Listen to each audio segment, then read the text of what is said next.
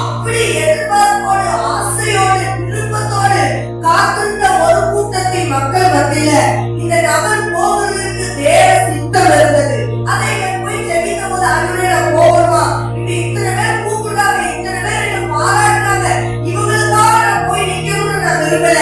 நீங்க போக சொன்னா, நீங்க வார்த்தையை தந்தா நான் போய் பிரசங்கிக்கிறேன் அப்படின்னு சொன்னார். அப்போ இவருக்குள்ள ஒரு வார்த்தையே கிடைக்கல, போகணுங்கிற அறிகுறியே கிடைக்கல. உடனே இவர் தேவையே கொடுக்கல. அப்போ ரொம்ப எதிர்பார்ப்போடு ஒரு வாரத்துக்காக பல பெரிய ஆயத்த வேலைகள்லாம் செய்து 2 லட்சத்துக்கு மேல அமெரிக்க டாலர்கள் செலவழித்து இந்த கூட்டத்தை ஒழுங்குபடுத்துறாங்க. ஆனா எத்தனை ஆயத்த வேலை நடந்தாலும் இவர்கிட்ட போகணும், நீ போ, நீ போய் பேசு, நீ போய் இந்த வார்த்தையை பிரசங்கித்து அவருடைய எல்லா கூட்டத்தை அதே சமூகத்துக்கு கூட்டி சேர்த்து அப்படின்னு ஒரு அனுமதியும் இவருக்கு கிடைக்காததுனால இவர் வரேன்னு சொல்லவே இல்லை. ஆனா நாளைக்கு கூட்டம் ஆரம்பிக்கணும், முந்தின நாள் முழுவதும் இந்த யாரெல்லாம் வந்து கையெழுத்து போட்டு இவரை கூப்பிட வந்தாங்களோ அத்தனை பேரும் இணைந்து 24 மணி நேரமும் தேவ சமூகத்துல ஜெபித்தாங்க. ஆண்டவரே, எங்க இடத்துல ஒரு பெரிய மாற்றம் நடக்க, யார் யார் அவரை எதிர்த்து அவருடைய ஊழியத்தை அசட்டையா பேசுறாங்களோ அவங்க மத்தியில நீர் அவரோடு இருந்து செயல்படுகிறீர் என்பதை காண கர்த்தர் எங்க இடத்துல அவரை கூட்டிட்டு வாங்க ஒரு நாள் முழுவதும் ஜெபித்தாங்க. அப்படி அவங்க ஜெபித்து கொண்டிருக்கும் போதுதான் ஒரு மன சஞ்சலத்தோடு தேவ சமூகத்துல போய் பாவம் இல்லை, போய் ஆண்டோடு போய் எப்படி பேசினாலும் அவங்க பாவம் இல்லை, எவ்வளவு மெனக்கெடுத்து எவ்வளவு வேலை செய்யறாங்க, எத்தனை லட்சம் பேர் என் வீட்டுக்குள்ள இருக்க முடியாத கூட்டத்தை ஆயத்தப்படுத்தி வந்து கூப்பிட வராங்க, நீ மனசாட்சியே இல்லாம ஒரு பதிலும் சொல்லாம இருக்கீங்களே அப்படின்னு ஆண்டவர்கிட்ட டாக்டர் பிள்ளைகள கேட்டாங்க. அப்போ ஆண்டவர் சிரிச்சுட்டே ஒரு பதில் அவருக்கு சொன்ன பதில் என்னவா, எழுப்புதல் கூட்டம் உருவாகணுங்கிறதுக்காக தான் உன் மேல நான் அபிஷேகப்படுத்தி உன்னை எழுப்புதலுக்கு ஆயத்தப்படுத்துறேன். எழுப்புதல் வரணும்னா முதல்ல அந்த ஜனத்துக்குள்ள மாற்றம் வரணும். இன்றைக்கு மாற்றம் வந்துட்டு நீ கிளம்பி போ அப்படின்னு சொன்னாராம். அவங்க அந்த 24 மணி நேரம் செய்த ஜபத்துலதான் அவங்களுடைய உள்ளத்துக்குள்ள கர்த்தர் எதிர்பார்த்த மாற்றத்தை பார்க்க பிறகுதான் ஆண்டவர் அனுமதித்தார். இந்த உடனே ஆயத்தப்படுத்தி அவரை இருக்கிற இடத்துக்கும் இவங்க போகிற இடத்துக்கும் இவங்க கூப்பிட்ட இடத்துக்கும் 24 மணி நேரம் டிராவல் பண்ணி போக வேண்டிய தூரம். ஆனா எப்படி நான் போவேன், இப்போ போய் சொல்றீங்க டிக்கெட் போகணும் அப்படின்னு சொல்லும்போது அழைத்த நான் கூட்டி போறேன்.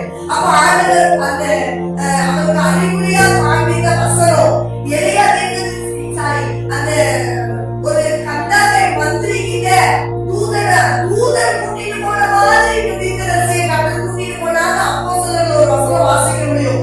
அந்த வசனத்தை காண்பித்து பிலிப்பு தீர்க்கதரிசியை கூட்டிட்டு போனார் அப்படின்னு சொல்லி அந்த வசனத்தை வாசிக்கிறாங்க. அப்படியே இந்த டாக்டர் விழியிற வையாக அந்த வசனத்தை கண் முன்னாடி காமிச்சு நீ நினைக்கலாம் எப்படி நான் போக அப்படின்னு சொல்லி நான் கூட்டிட்டு போக சித்தம் வைத்தா, நான் கூட்டிட்டு போக சித்தம் இருக்கும்போது தூதர் தர்மா அவனை தூக்கிட்டு போக அப்படின்னு சொன்னாரோ அதே மாதிரி ஆச்சரியப்படுற விதத்துல இந்த ஊழியத்திலேயே ரொம்ப ஆச்சரியமா இந்த எண்ணி பார்க்கிற பல நாட்கள் நன்றி செலுத்தின ஒரு கூட்டம் இந்த ஒரு வாரம் கூட்டம் தானோ. அங்க போய் இவர் பிரசங்கித்த அந்த கூட்டத்தின் முடிவுல இவருடைய தூதரை போல கூட்டிட்டு போய் நிறுத்திட்டார். நல்ல ஆச்சரியப்படுற விதத்துல இவர் போய் மறுநாள் கூட்டத்தின் ஆரம்ப நாள்ல தேவ பலிபீடத்தின் முன்னாடி நின்றுட்டார். ஆனா ஒரே ஒரு வார்த்தை, அன்றே நான் வெள்ளனச்சவன், இவங்க முன்னாடி என்ன வார்த்தைகளை சொல்லணும்னு கர்த்தர் நீர் பேசும் அப்படின்னு ஒரு வார்த்தையை சொல்லிட்டு முன்னாடி போய் நின்றுட்டார். அவர் யோசித்து வைத்திருந்த அவர் ரெடி பண்ணி வந்திருந்த செய்தி எதுவுமே அந்த பலிபீடத்தின் முன்னாடி போய் பேசல. ஆண்டவர் என்ன சொன்னாரோ, ஆண்டவர் எதை பிரசங்கிக்க சொன்னாரோ அவர் அறியாம ஆகிய வசனங்கள் வார்த்தைகள் அதுலயும் அதிகமா வேத வசனத்தை மட்டுமே சொல்லிட்டு இருந்தார். இதை கேட்டு கேட்டு கேட்டு கேட்டு இந்த ஜனங்களின் உள்ளத்துல பெரிய மாற்றம். அதுல ரொம்ப பெரிய மாற்றம் என்ன அப்படின்னா,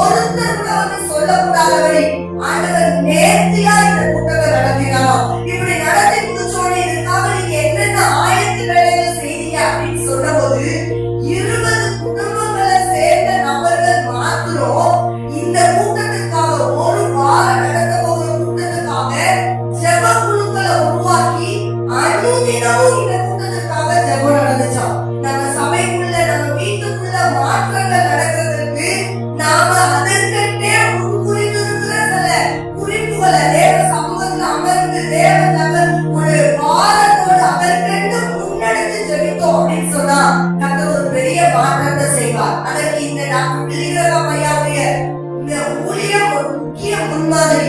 இவரே ஆச்சரியமா சொல்றார், என்ன டாக்டர் அந்த இடத்துக்கு கொண்டு போனதுக்கு நான் தகுதியே இல்லை, ஆனா டாக்டர் கொண்டு சென்றார். எதிர்த்தவர்கள் மத்தியில டாக்டர் பிரசங்கிக்க செய்தார், பல மாற்றங்களை செய்தார். இப்படின்னு டாக்டர் சாட்சி கொடுக்கிற இடத்துல இந்த நபரை டாக்டர் எடுத்து பயன்படுத்தினார். இதற்கு பின்பதாக இவரோடு இணைந்து ஊழியம் செய்ததுல ரொம்ப முக்கியமான நபர் மாதிரில டாக்டர் பிலிகிரகாம் ஐயாவுடைய ரட்சிப்புக்கு காரணமாயிருக்கு.